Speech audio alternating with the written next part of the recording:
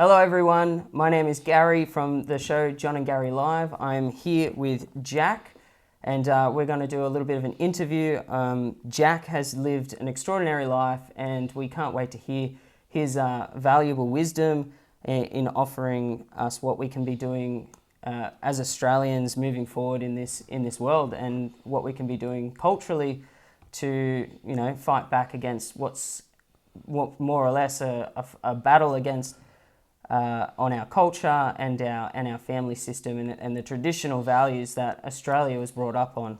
So, Jack, who are you and when were you born? Well, my full name is Jack Churchill Weller, and I was born in Broome Street, Woolloomooloo in Sydney on the 12th of March 1923. 1923. So that would make you 102 years old? Not quite, 101. 101. 102 in March next year. There you go, 101 everyone. At his amazing innings and an amazing life you must have lived. Have you always lived here in Australia? You've never lived overseas? Never. Never lived overseas. Oh. Awesome. Can you give me a rundown of your life? What was it like growing up in Australia? What did you do for work? 101 years is a long time to cover and in a short amount of time, so take your time. I'm here to listen. Well, I was born in Woolloomooloo, 12th March 1923. But my first recollections of life is when we moved from Woolloomooloo to a little village between Richmond and Currajong, a village called Kermond. At that time there was only just one shop and mostly rural area. Rural area. Yeah. No sewage, no water, no city water, no electric light. Then we moved. My father had been gassed in the First World War, and this seriously affected his lungs. So he had to get out to the dry area. Yeah, where the fresh air is. So we moved from Woolloomooloo, which was right on the water, out to but however, he found the task. After about 3 years, we went on to a citrus orchard property, and just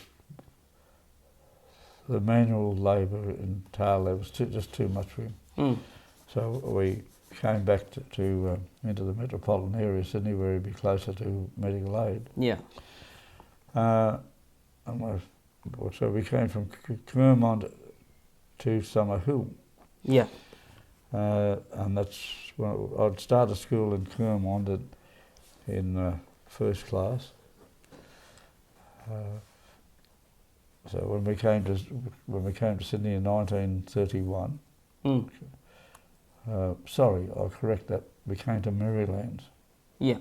In 1931, and the Harbour Bridge was opened in 1932. When I recall, we went down the big procession. We went down into the Mr. Macquarie chair down in Sydney Harbour to watch the fireworks in the night. Yeah. And that was 1932. We went to big crowds. A lot of people went. Well, the population wasn't as it wasn't as big today. No, and the whole population in 1939, the population was only 7 million in the whole of Australia. Wow. So the population wasn't that. I don't recall it being crowded. There was always a lot of people at the procession, but it was comfortable. And then when we came to Merrylands, we stayed there for about 12 months, and we shifted further, and that's when we went into Summer Hill, closer into the city. And that's where I went to Christian Brothers Lewisham School. Yeah. In those days, my father, of course, was invalided because of the being gassed. Yeah. he affected the gas in because he couldn't work. No pensions those days. No. So my mother had 5 children. Hmm. I had an older sister who was born in 1904. And my second sister was born in 1920, after the war. Hmm. My elder brother was born in 1922. I was born in 1923, we're only 12 months apart. Hmm. And my younger brother was born in 1926. So I attended Christian Brothers Lucian. Yep. Because of the depression, Hmm. no income, that although the government of the day, there were politicians those days, and they made provision of no one should starve. Hmm. So they didn't give you money, they gave you dockets So you could go get to the food. value of £2 of sterling those days. Yeah. Say £2, £3, whatever it was, and your mother would buy the groceries, and vegetables, and that's how she'd spend the dole Hmm. tickets. Is that So- when the dole per se in its original form was limited. where very it started? limited. That's where it started during the Depression? Sorry, the dole. Well, of course, the dole is that's people were destitute. Mm. You just those days the banks, the public service got the money off the banks to pay the wages of the public service. Mm. And that there was a political warfare between us. There was state government, a federal government. There was 2 taxations. Each state did their own taxation, plus the federal. Anyhow, as a kid, we used to go out raising money any way we could. We go and collecting old newspapers Yeah. and sell them to the grocery stores, the fish shops, the fruit stores, and get your money. Take home, give your money, you know. And How old were you when you and your friends were doing that? Well, about 11, 12. Yeah. So you were contributing to the family. We contributed, took the money, and you gave it to your mother. Mm. And then my brother got a job they had newspaper boys those days. And they'd stand on prominent street corners, or in our case, the railway station at Summerhill. Mm. And the railway station had their own news agency. Yeah. So the paper boy would stand outside the barriers and the footpath and sell papers to those coming home from work or going to work. Mm. So we did that. We used to do from 5:30 in the morning to about 8:30 in the morning, and the train link was between Summerhill and Lewisham. Mm. It was only a 5-minute run in the train. Yeah. We got to knock off at 8:30 selling the newspaper. Get the train to the Lewisham station, go to school. The school's at right at Lewisham station. And the weekend, we do that morning and afternoon. In the afternoon, we do a paper delivery around to the private homes. Mm. And the paper had to be on the veranda, not on the street outside or on the lawn. If it rained, maybe on the lawn or get ruined. If it rained, there was that paper had to be on the veranda. Mm.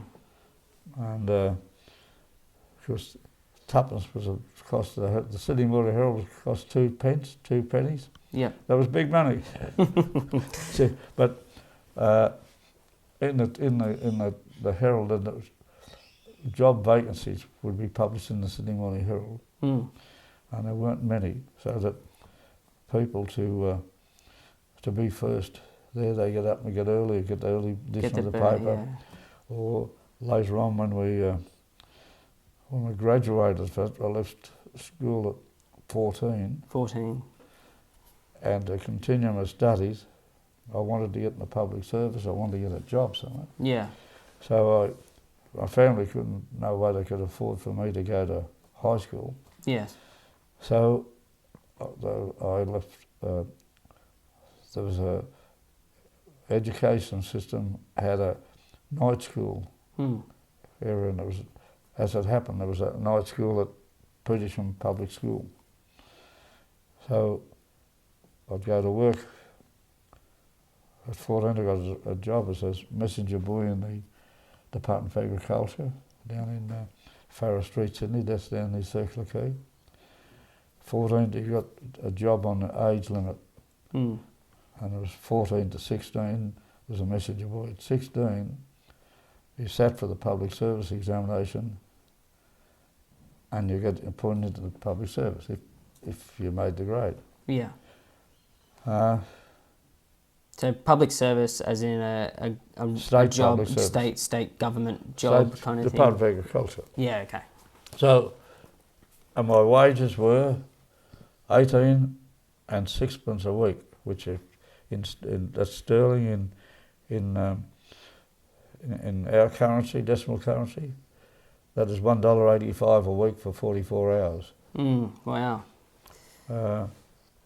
So I went to this Petersham Night School, go to work of the day, go straight to night school at Petersham, and got my intermediate, which gave me the opportunity to sit for the public service examination. You had to have the intermediate to get into the public service. Yeah. It just wasn't a matter of walking up and applying for a job. So I did 2 years at this night school and got my intermediate. You had to work hard for that? I had to buy work. Well, you're working hard in terms of physical work, but in terms of the studying. But I had to study too. Yeah. And we lived in a house, a small house, single story, a semi-detached house, we used to call it. And there wasn't much room, and the lighting system was a 60-watt globe. Yeah, it was very a bit different difficult on the eyes, but however, but that was the price you paid. Yeah. But the point is, of that 18 and 6pence, or $1.85, that went home into my mother's hand, and she gave us money to buy my weekly ticket to train. They had a train from Summerhill to Wynyard and walk down to the Department of Agriculture, which was... So everything was for the family? Everything was family. You paid your mother. There was no other thought. But then, so when I was 16, I passed my intermediate at the high school. I was accepted into the public service. And I started in the chemistry department. It's organic chemistry, cattle. But they also were responsible for the botanical gardens upkeep. Yeah. So they had a little laboratory down there. They had a big laboratory in the department in Farrer Square.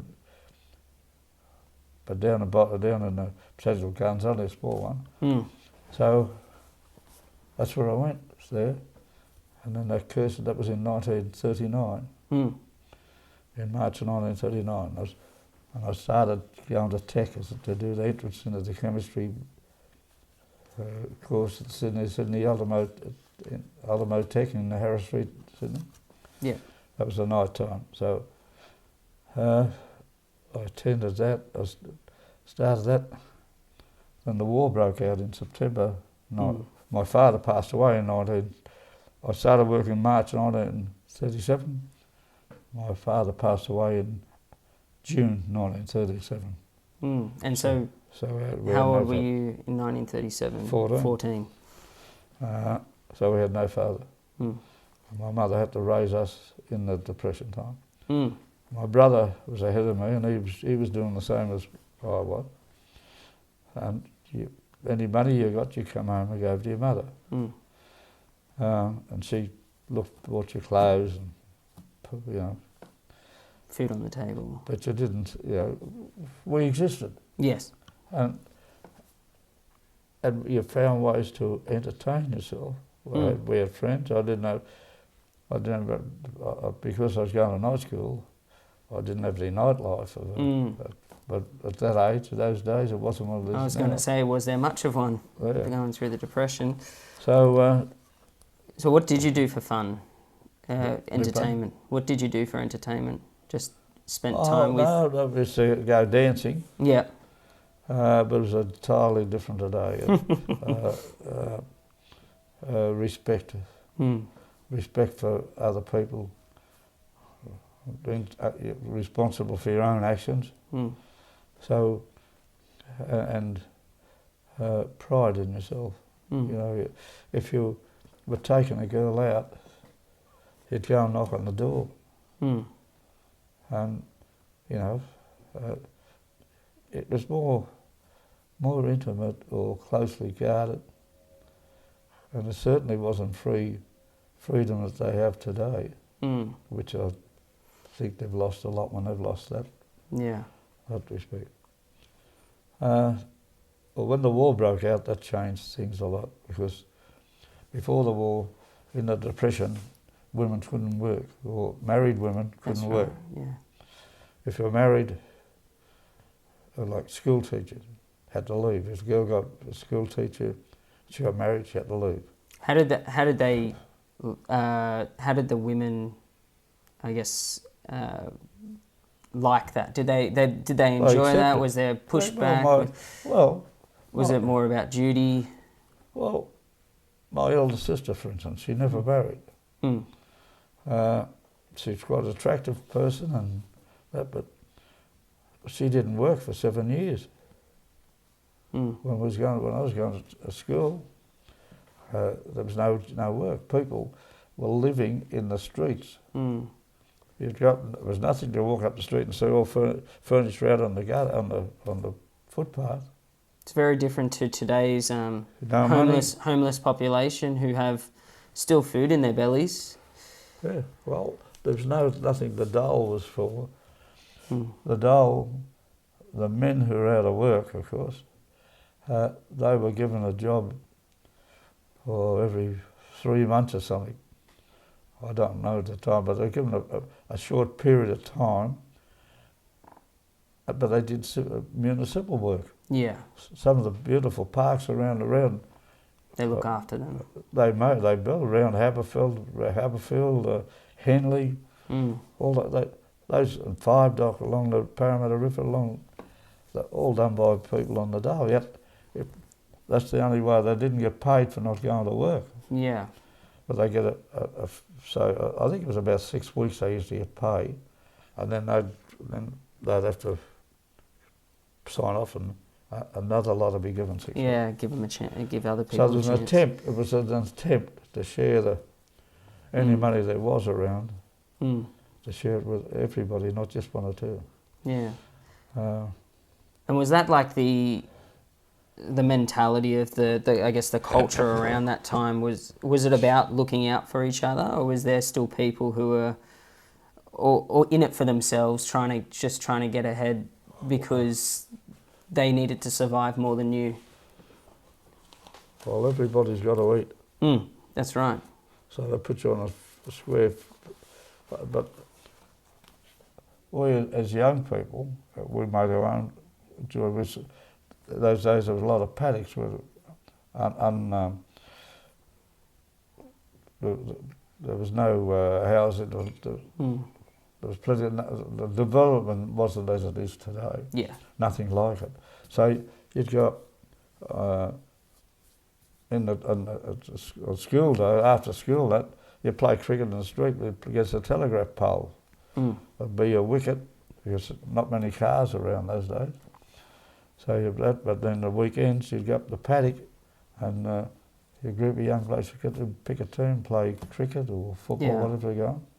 People played sport, but you walked everywhere because you had no other form other of means. transport. Yeah. And I remember the big moment when I was working. I was working for 2 years, and I could play a push bike. Couldn't believe it. Got a push bike, and boy, you looked after it. Used to clean it up, clean polish her it up. Yeah. Well, you know, and you paid it off each week. Yeah. But you had to have a deposit before you got it. Mm. And the deposit would be at least 50% of the cost of it. So it wasn't just a matter of walking in and getting it. But Yeah. you had to save up to get it, and you could just imagine how much you'd save each week from 18 and sixpence. Yeah. But contributing to the household. Yeah. But we got there and we did that. Mm. And we rode bikes. We used to ride down to Wollongong on a Sunday or Saturday. And you made your own. From Sydney down to Wollongong. Yeah. Was that a big ride? Yeah, and then, well, of a night time, we lived in Summerhill, we lived near Parramatta Road. Yeah. And that's the main Western Highway out for the southwestern and northwest. We used to ride from Summerhill along Parramatta Road to Granville and back. At Granville, Parramatta Road used to end where you now go, where you turn into Church Street, Parramatta, or Woodville Road. Yeah. Out to go out to the west, the southwest. Yeah. That was it. So, and at the end of Parramatta Road was a time, an advertising sign. It was very significant at the time. It was a big minty tin. Yeah. And it was up in lights at the end, right at the end of Parramatta Road, where the Junctions Road came. This minty tin in a beautifully green. Those used to be green painted. A replica of the minty package. Yeah, the minty package. And you used to say you ride to the minty tin, or on the corner of Woodville Road and Parramatta Road in those days was a new hotel was built, which is still there to this day, called the Vauxhall Inn. Yeah. So we used to ride from Summerhill to the minty tin and back. And so that was, I was going to, when the war broke out. Yeah, back to the war. That changed things a bit. And, I'd started the first year of tech on chemistry, just the entrance. And to put it into perspective, how old were you when the war broke out? 16. 16. And so to join the army or to join the Defence Force, you had to be 21. But being politicians of the time, they formed what was called, when the war started, it became obvious it was going to require a manufacturing to make war. Yeah. We had no war materials. So factories grew up and they had to get labour. So the men joining the army, leaving so when the factories started to develop, there wasn't no one to work them. No, so that's when women came in. Women came in and filled in the spots, This manpower, they called it, and they had control over every civilian in Australia. Yeah. And they decided, or knew, whether the job you was in was contributing to the war effort or not making any contribution at all. Well, then they'd take you out. So I was working in the Department of Agriculture. Yeah. I'm down at the botanical gardens. That wasn't helping the war very much. So, but I didn't come under the manpower till I was 18. They couldn't. They took me out of the job, but they couldn't they couldn't direct you to another state or Yeah. something like. They couldn't send you where they But when needed you came 18, you came under there. Yeah. So at 16, I was deemed that the job I was in wasn't contributing to the workforce. So I was sent to work in a factory in Parramatta Road, Burwood, and it was a shock to the system, I'll tell you. And what were you doing in the factory? I was just doing like machinery, like working at first, just manual work, but then when I got a bit older, 17 or something, I put on the machines on the presses there. Yeah. And women, because women were coming in then and made a great contribution, fitted in easy, fitted in well.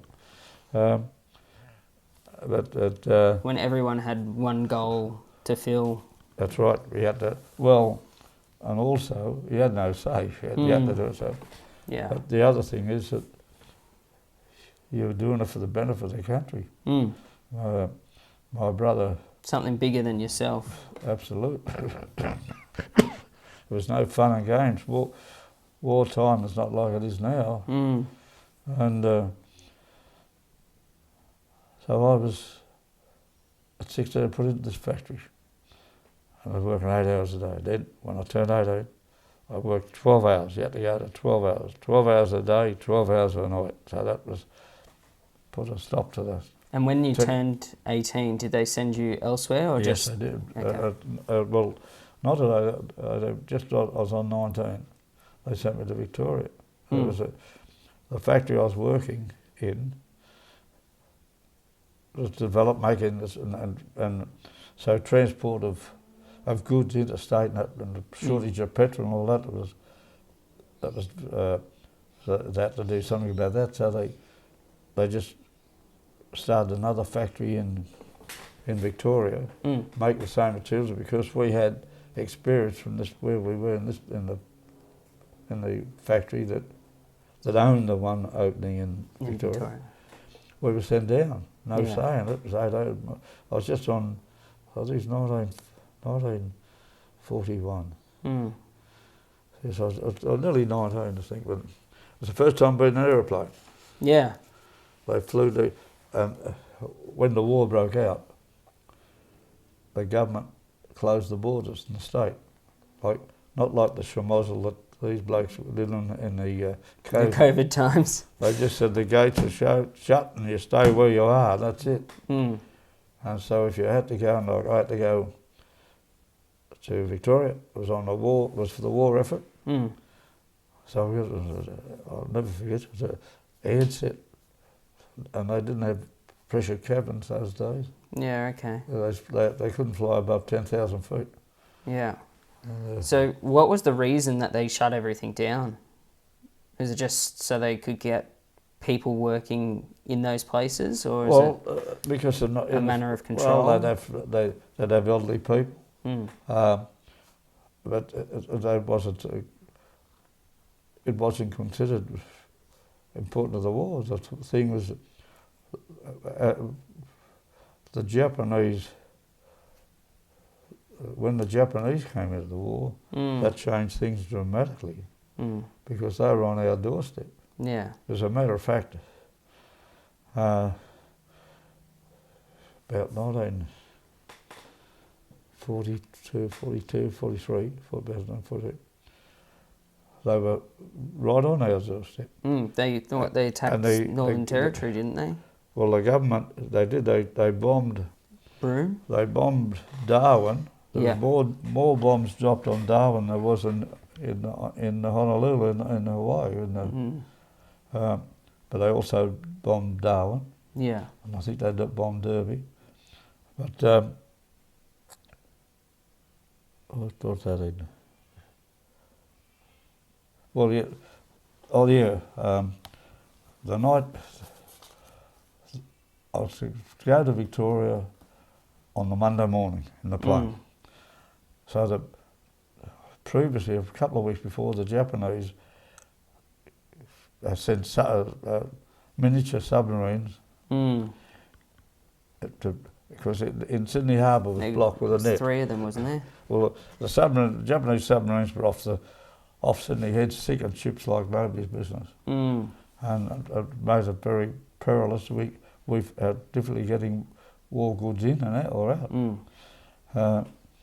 And in Sydney Harbour, they always knew that the Japanese would make some, or Germans would make an attempt to get submarines at Sydney Harbour. So they had a net across from Bradley's Head, across towards Rose Bay, and the gap between where the net ended in the middle of the harbour to the shore Rose, so had because they could monitor any shipping coming through. Yeah.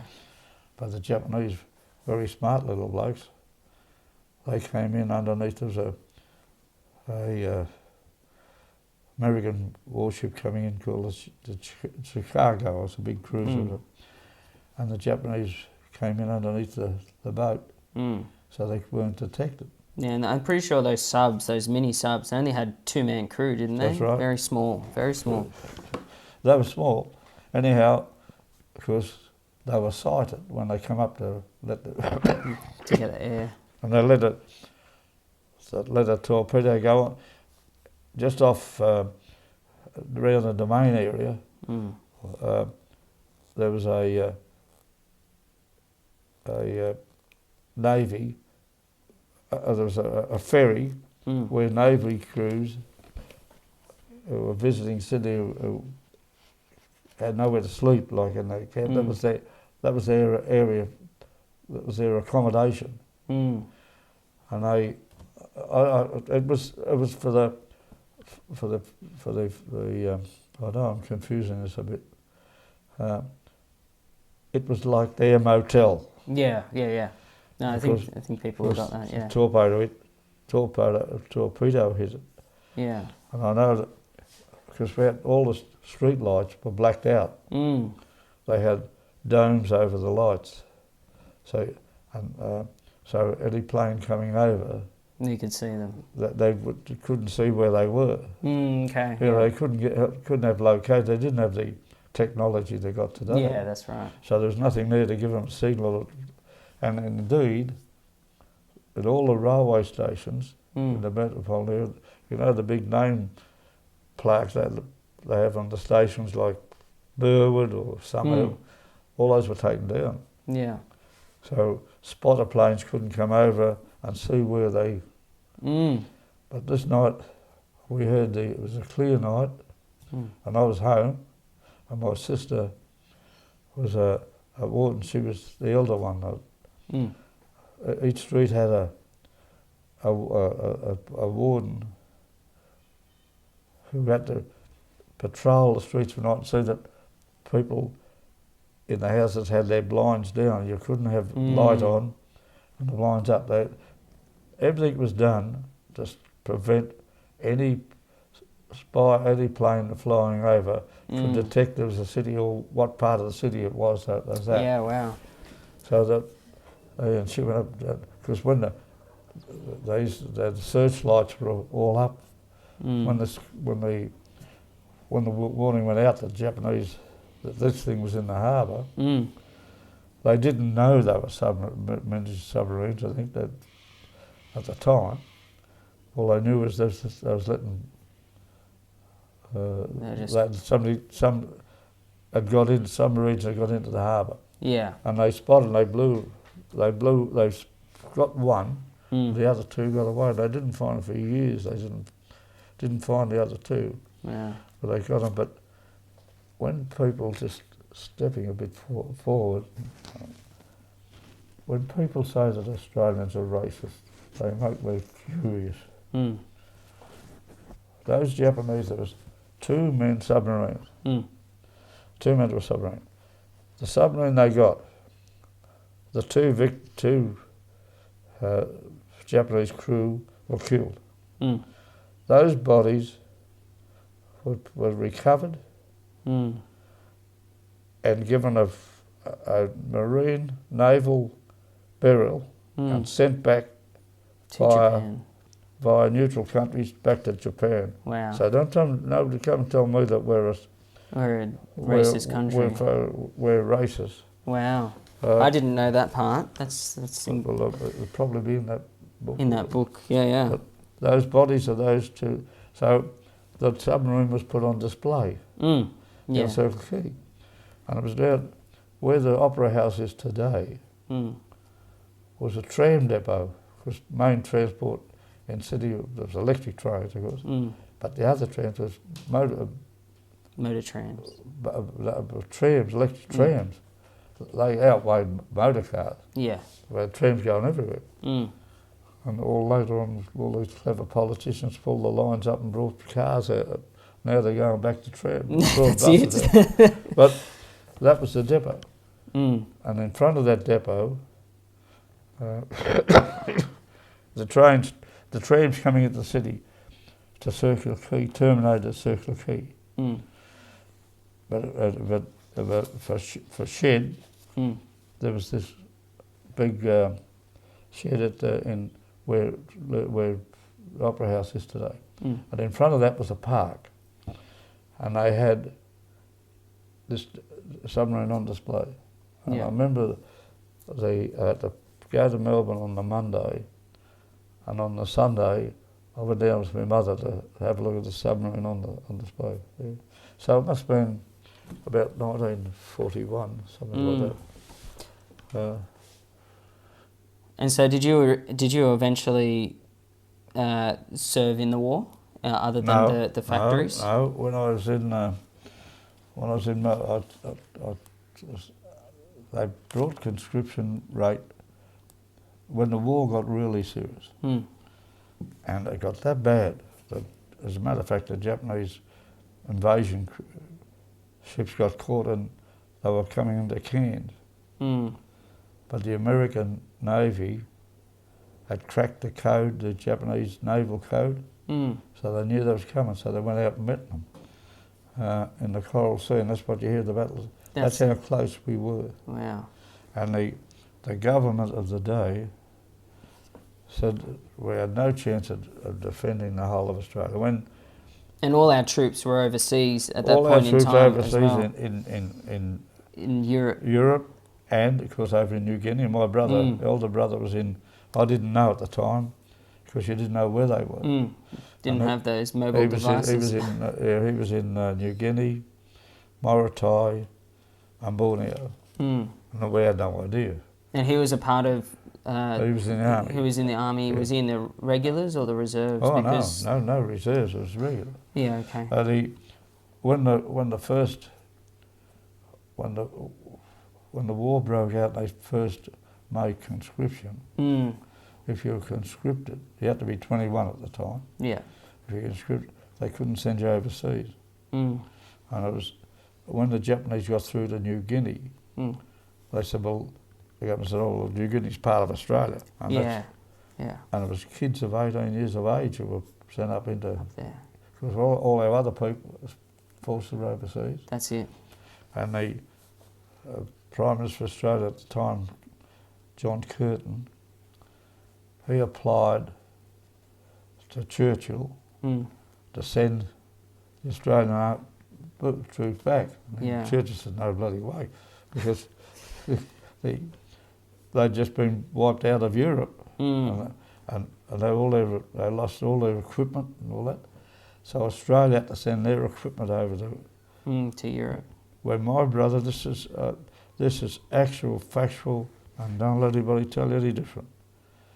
We had no rifles, we had no trucks. So when my brother joined the army, they had no rifles when they was training. They used broom handles. Yeah, right. And they drew a replica of the flat top of the trucks, and they practiced how to load, get on and off the embark and disembark.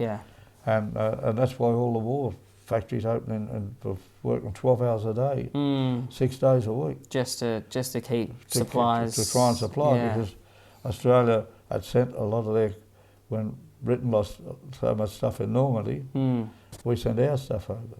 Yeah. Anyhow, if Churchill wouldn't send the troops back to Australia, when Singapore fell, And he said, you know, Australia will have to that's more important to whole Britain. Mm. So John Curtin. Look after the motherland instead of just its colonies, Well, that right? was the major thing. If it. Hitler had got England, but he what was the John Curtin says you send some back, and he stood, and they were politicians. They weren't. These are not. These carpetbaggers. They got no way in the world they could run. But look at the mess they made of COVID. That's it. Anyhow, so John Curtin then went to America and said, because America was in trouble, the Japanese had taken the islands, you know, Midway and Guadalcanal and through. When they took Singapore, it was a big blow. You know, and you know what they found in Singapore. The British, of course, occupied Singapore at the time. That's right, yeah. And they had all their armaments, and you could look history up as this, facing out to sea, because there's no way in the world anybody could have come through the jungle. But the Japanese came through the jungle. Yeah, they were a relentless enemy, weren't they? And they caught them with their pants down there. And they captured the whole lot. So John Curtin went to America, and the deal he made apparently was America needed bases in the Pacific, because they were losing their islands, Marshall Islands, and so we'll supply the base for you, and the food, and you supply them, and that's what saved Australia. Yeah, the Americans. No, it's Americans. The war in the Pacific. Well, the war. They say the war in the Pacific. I say the war against Japan. And they try to ease it up, ease it back and say, oh, well, Japanese over there, they're all right. They're not, they were monsters. Yeah, they were a very different enemy to the enemy they were fighting in Europe. Well, they had a will to fight that no one had ever seen, and there was no surrender. That's right.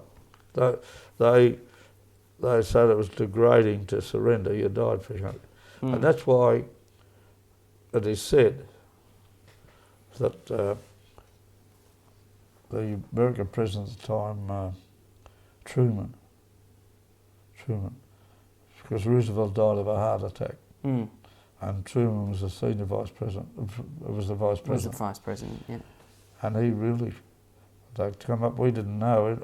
I said I was doing chemistry, and I did chemistry, and I haven't got the book there now. I gave it to one of my granddaughters doing physics, and I gave her some of my books that I had. Yeah.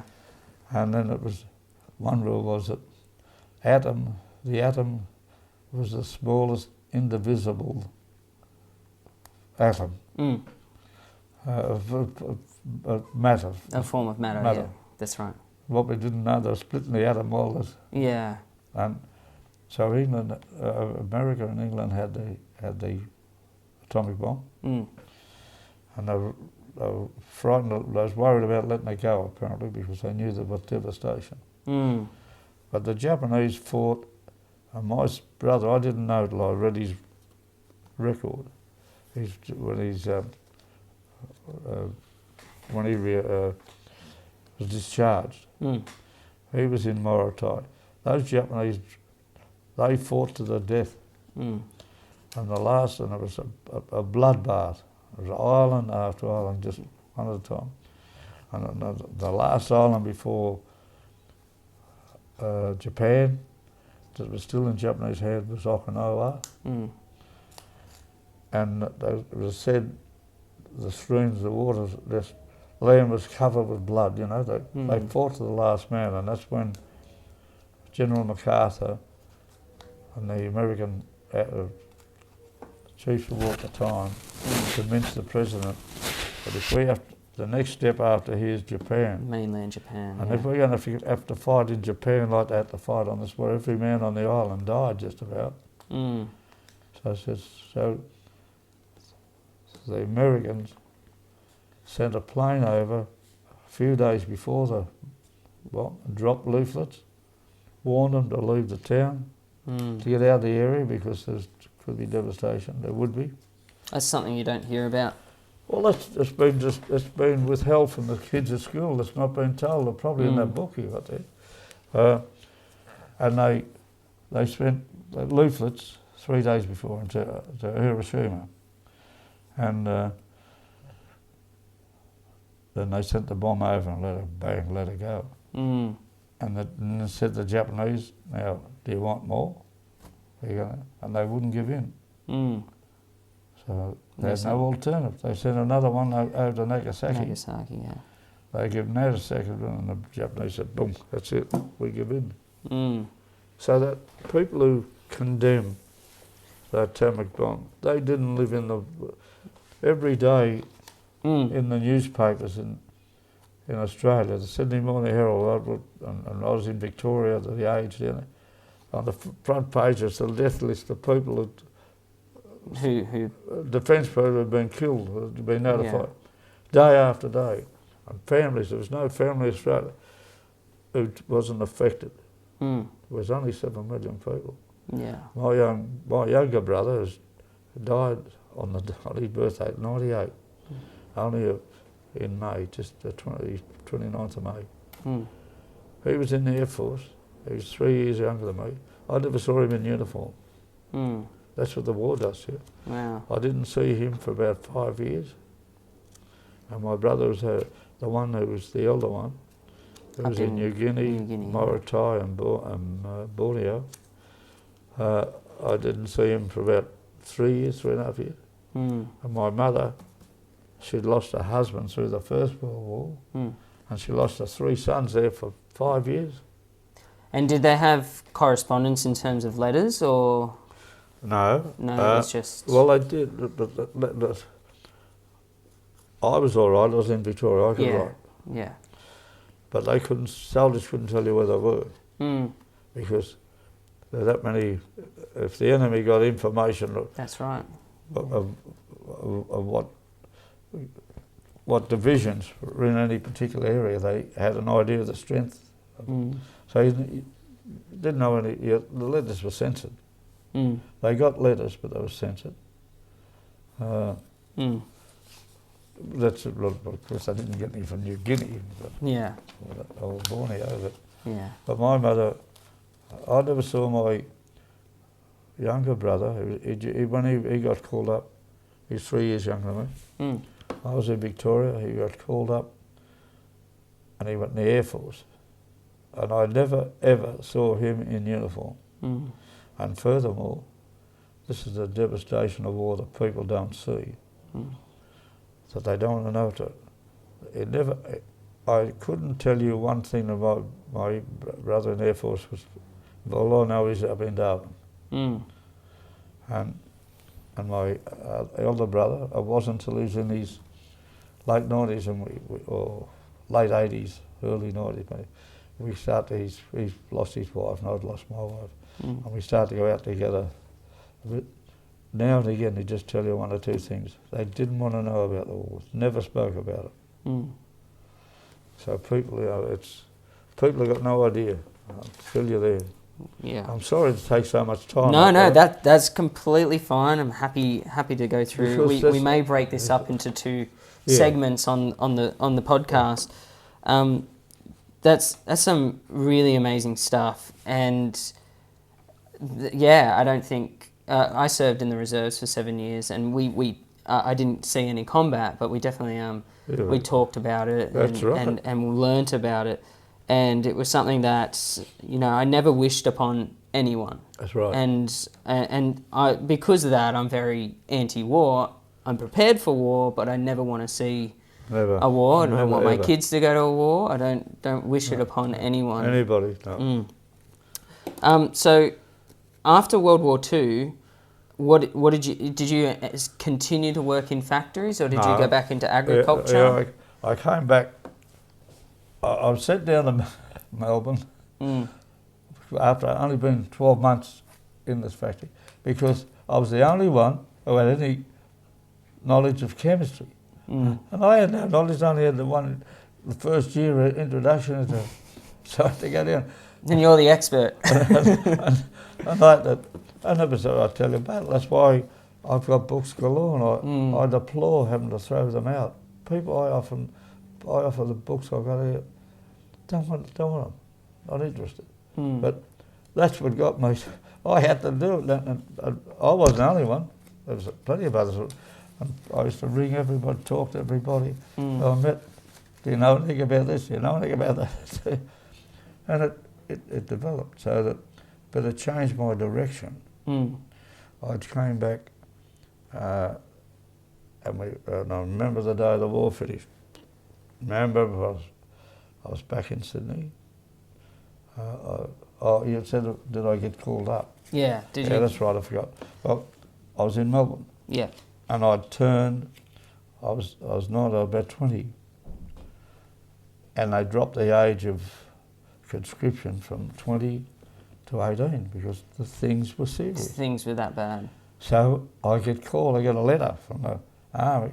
Yeah, you got a report to the depot. I was in Brunswick in Melbourne. And you got a report to the depot on Monday morning. Jeez, I thought that's. So I went down. I was only 20. I might have been, no, I was only 20, and just on 20. Anyhow, I went down to the man of power office. I was in Brunswick, and went down to the drill hall. We're at to apply, and that's where the manpower officer had their officer in there too. Yeah.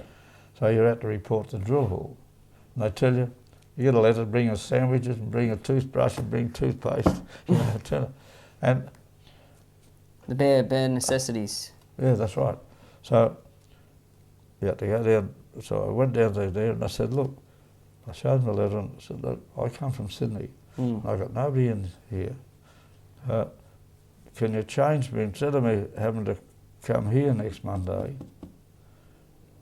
can I go to Sydney, like Asheville in Sydney, which was next to where our military hall was now?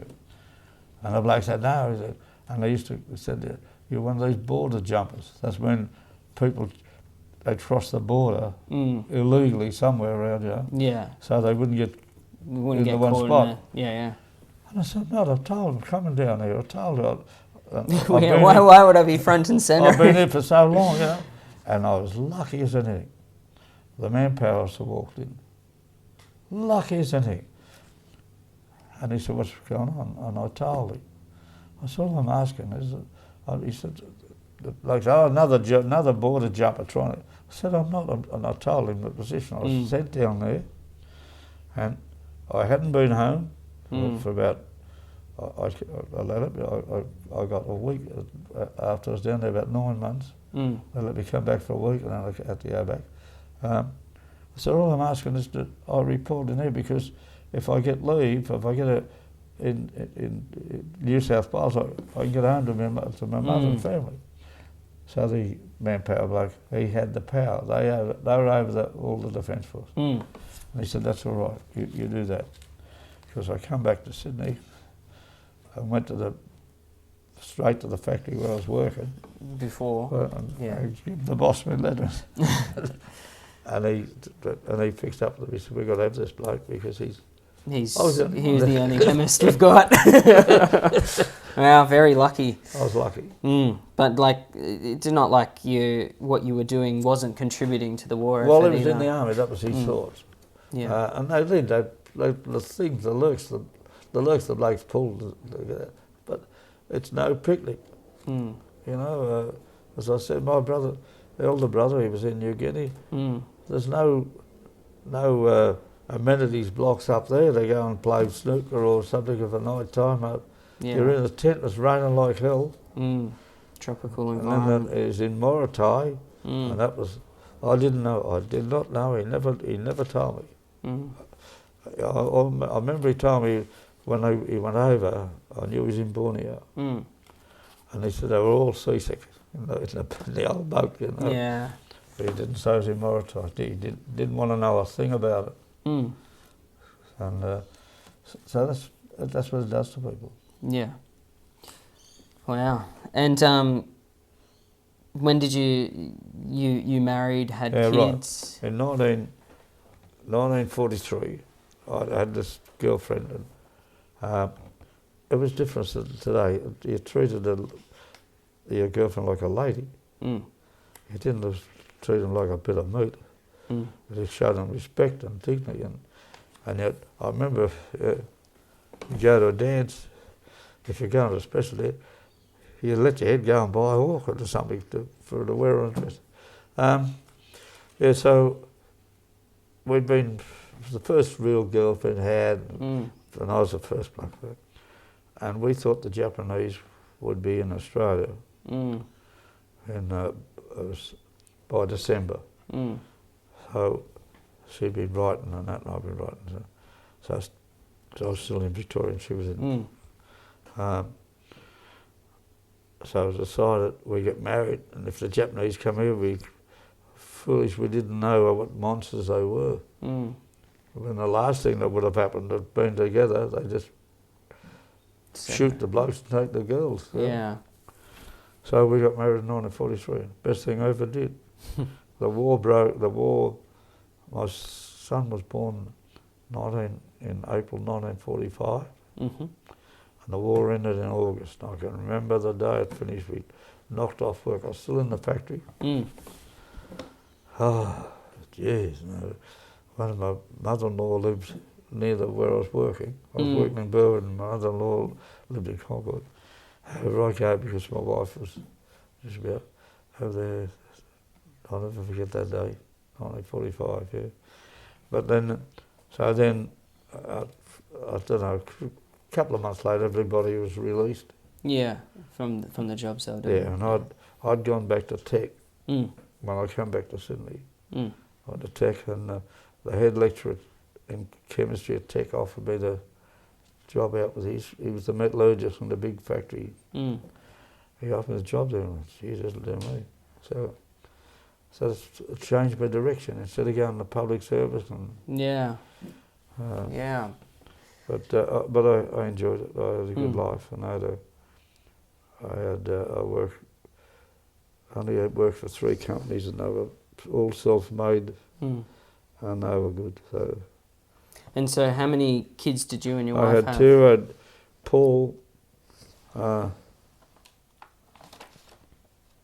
Paul was he was born in 1945, and the war ended in April 1945.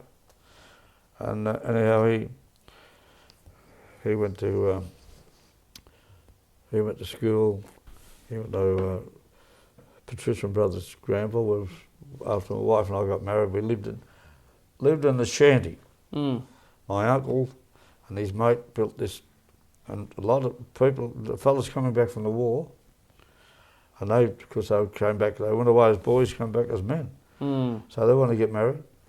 So it was like no house and and it wasn't $1 million a block of land. I remember I got my block of land cost £25. £25. Gee. My elder sister says, "You go and buy that land." so, and of course, she took that because she had the respect for her family. My older sister, she was much older than us, and she said, because I was married, she said, "You're married? You want to take on?" And I did. And I was up at Cabramatta, about 2 kilometres from Cabramatta railway station. All dirt roads. Only one. This was in 1947. Only one tarred road, sealed road. That was Cabramatta Road. Ran from Cabramatta station out to Wallacia. And there was I've got photographs of it. Yeah. Well, just 2 rooms, a bedroom and a kitchen, a fuel stove. We had electricity, we had water, on dirt road, and the bathroom, and the laundry was a shed out the back, no sewage, so you had one of those places out the back. And we were happy there. And I was doing my last years at Tech. I think it was the last year I was doing. Mm. And I had to go to Tech 3 nights a week. So I go to work, go straight to Tech.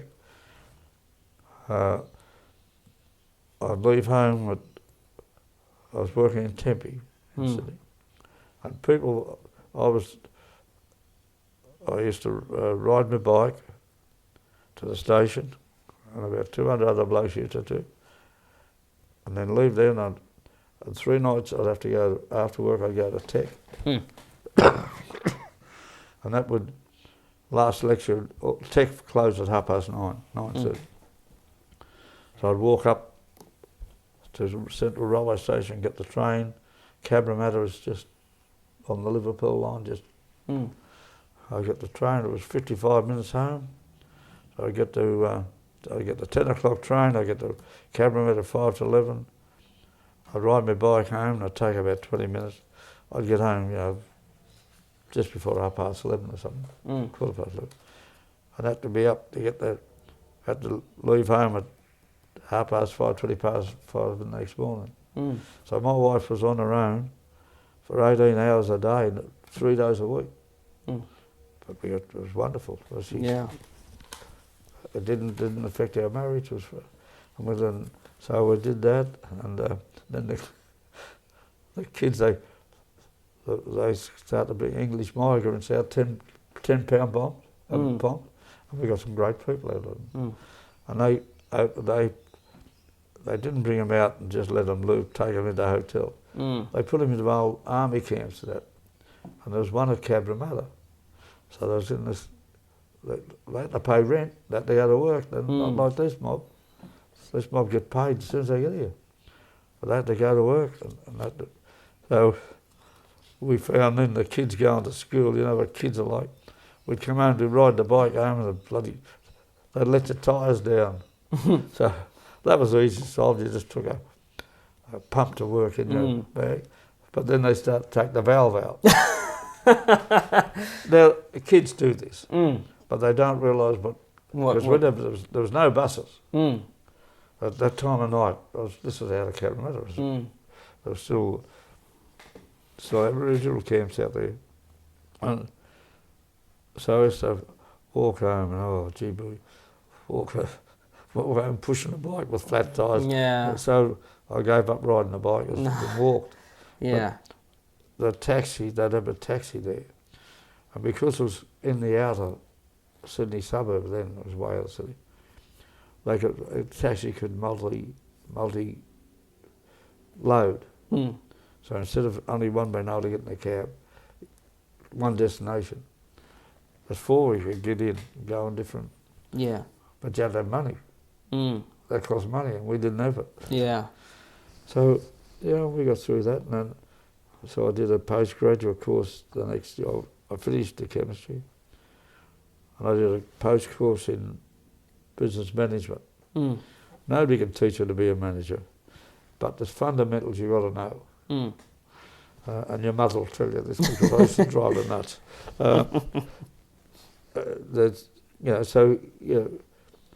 A manager, you don't make a manager. He can either do it or he can't. But there are certain fundamentals you must have. So I wanted to know what that was. So I did a year on that. But then we got this. This fellow Markle died, but his mate kept building the house, and he put 2 bedrooms on the back, or 2 rooms on the back. And we had a fuel stove. Yeah. So I had to chop the wood weekends, enough wood to see through the week. Yeah. And if it rained, oh jeez. Get a bit cold. To get the fire going. Yeah. But we enjoyed life. My wife, later on, we got the big time later on. I got into this job I'm telling you about with this company, and we got a place in Maryland. Mm. It's like a palace. And we had to pay it off, you know. Mm. And that's another thing. We only bought one thing at a time. Mm. Yeah, you wouldn't have multiple My things mother, going at the same time. My mother drummed into it. So you get a roof over your head first of all, because during the Depression, people lived in the street, lived in the parks. So you get a roof over your head, Mm. you have to pay rent. And that's what we did. And we never went on holidays. Every penny I made, my wife didn't go to work. Mm. She had to go to work during the war, Mm. because she was single. Yeah. But even when we got married, when I went back to Victoria, she had to get a job because she had no children. Yeah. So she had to get a job, but they had to go to the manpower. So it's not like women didn't work at all during that time. It was just the married women with kids would then, right, well, I guess their duty would be for their family. That was because our culture was built on Christianity, and that's family life and respect for the God. You know, I've known some tough men in my life, and my brothers have told me, like, my brother-in-laws, all fellows I know were in the army. I said, some of the toughest men, they'll be badly injured, they're going to die, they'll be calling it for their mother. That was the culture. Yeah. Now, you hear the way the kids talk to mother. Gee. Honour thy parents is no longer is not something that's respect. properly practiced these days. Can't believe it. I can't believe the way some people treat their mothers. Gee. But by the way, I said before I was married, got paid. When I went to Melbourne, I used to spend money to my mother. Couldn't send much, but had to send something. Yeah. And my brother in the army used to send. When I got married, from the very first day I came, I got paid in the packet. My wages packet went on the table for my wife to handle it. And she'd sort out and give me my pocket money and all that. It was built around the family. Yeah. And was it, I guess, traditional for the women of the household to manage the money? Absolutely. Okay. In a lot of cases. Yeah. There were some cases where I've worked broadly, generally speaking. And the saddest thing you'd ever see, where a wife's had to come down to the factory on payday and get the management to give the husband's pay because the husband wouldn't, he'd drink it or gamble it. Yeah. The actual fact, not much, I didn't see much of it, but actually saw it. It stands out like a sore toe when you see it. To see it's nothing more degrading, or they say, okay, the wife leaves the husband with the kids, where's she go? Yeah. I'm not saying that broken marriages, they work perfectly. Must have done, In my own family I see it nowadays, but never. It's happened before. It's just gradually, as you saw that chart, it's one government, one family,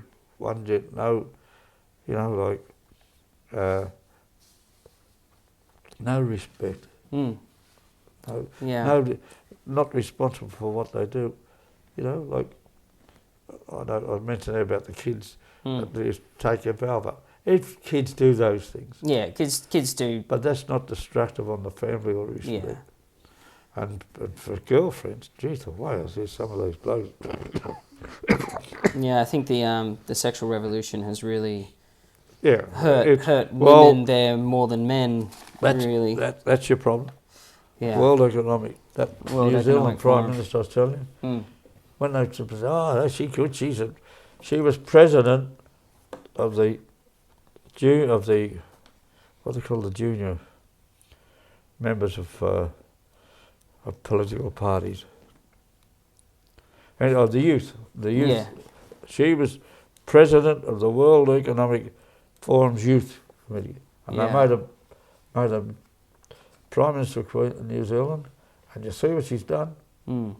They had to throw her out. They had to throw her out. Yeah. But now she's in some other top job. Mm. Uh, They all have ways of getting back into power, don't they? well, Because they're all about looking after themselves. They're in that.